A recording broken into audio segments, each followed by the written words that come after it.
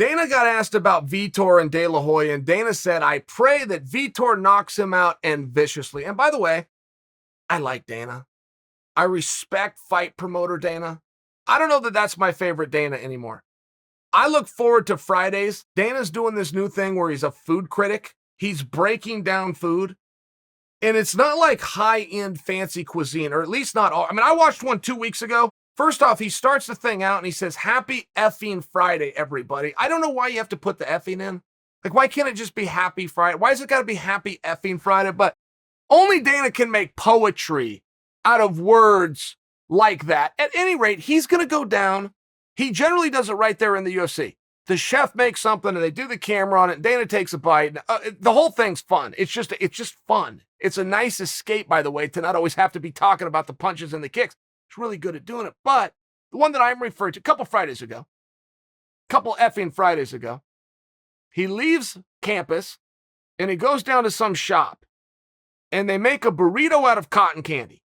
So they've got like a rainbow colored cotton candy. It's got like 3 or 4 rainbows in it. They roll it smooth. They put scoops of ice cream in. They put sprinkles. They put, whatever you could do to have a sugar overload. And then they roll it and fold it just like a burrito. And I got to imagine your fingers are sticky and the whole bit. And he bites into it. It's this great piece. I look forward to effing Fridays just to see these food breakdowns. Dana gets asked about De La Hoya and Vitor. Says he wants Vitor to win. He wants him to win viciously. In case you guys don't know where this come from, okay?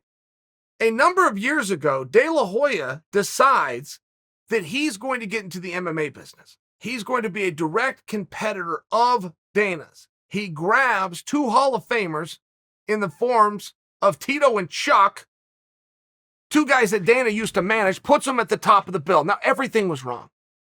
Everything was off. I understand all of those things. This is intent. De La Hoya's intent was to come in and take market share. So Dana's not just going to let that go. He's not just going to forget that. And there was plenty of ways that Oscar did it. There was plenty of back and forth between these two.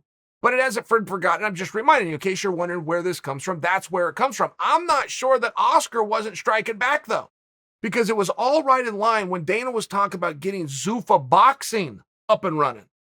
So I think, my own opinion, I think that Oscar felt threatened. And Oscar thought, well, if you're going to come into this world, I'm going to come into your world, and I'm going to go first. And it was a major bleeding edge, cutting edge. Dana did not do it. Dana lost absolutely no money, got a whole bunch of headlines. Oscar did do it, lost all sorts of money, and closed up shop. It was one of these things where maybe that would resolve it amongst them. But for some reason, it didn't on either side. For some reason, they kept coming back and forth. And I'll tell you one thing, I'm impressed with Oscar for taking this fight. Everything's going to be very clear to us when this fight is over, whether this was a good idea or was a really bad idea. But it is the first of the ideas where the boxers are generally trying to lure some MMA guy over, right? Like Tyson Fury trying to lure Stipe over. Not Tyson Fury coming in to the octagon to fight. It's always the other way around, where they're trying to lure him. Oscar taking on Vitor was the first time that I've ever seen one of those fights and go, whoa, the boxer's going to lose. Vitor's just too big. Vitor's just been too active. Vitor's just too young, at least in comparison to Oscar. Now, I don't know if I'm right or wrong.